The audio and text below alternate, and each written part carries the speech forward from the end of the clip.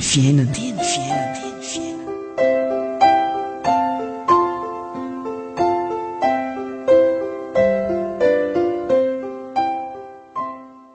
Fa izy nanao izao fanoharana izao taminy hoe iza moa no olona aminareo izay manana ondry zato ka very ny anankiray na tsy mandao ny sivy amin'ny sivi-folo any an-efitra ka mandeha hitady ilay very mandra-pahitany azy, ary rehefa hitany iny dia ataony ao an-tsorony ka dia faly izy, ary rehefa tonga ao an-trano izy dia mamorony sakaizany sy ny namany ka manao aminy hoe avia hiara-mifaly amiko fa efa hitako ilay ondriko very.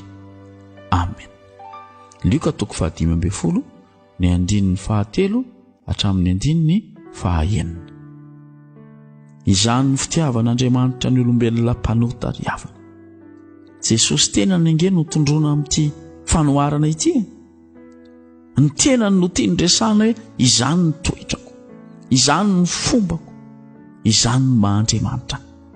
Dia ilay Andriamanitra be famindrampo, Andriamanitra be fitiavana.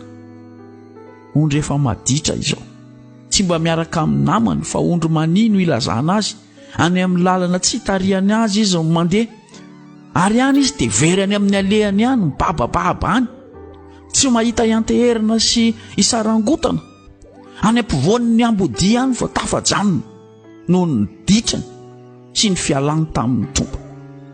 Fa izao no nataon'ilay Tompony, navelany teo ny sivy amin'ny sivi-folo izay endry.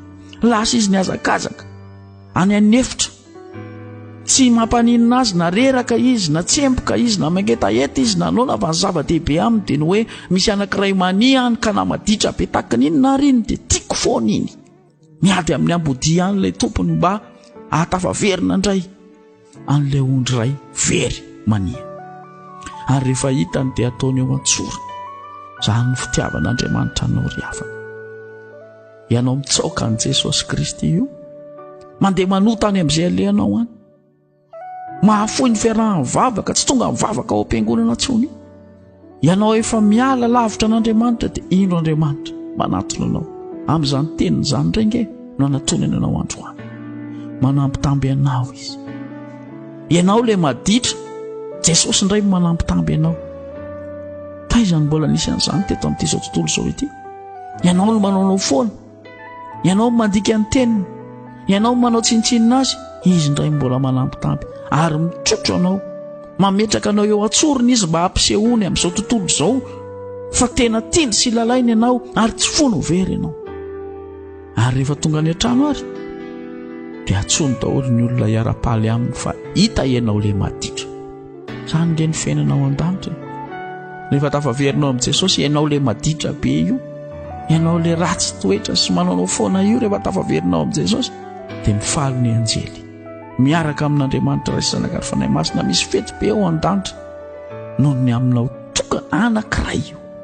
Tsarovo izany amin'ity andro an'io ity ry havana, tsarovo izany fitiavan'Andriamanitra anao izany. Aza mini manota intsony, aza mania intsony, mitoera ao amin'i Jesosy fa tiany loatra ianao. Amen.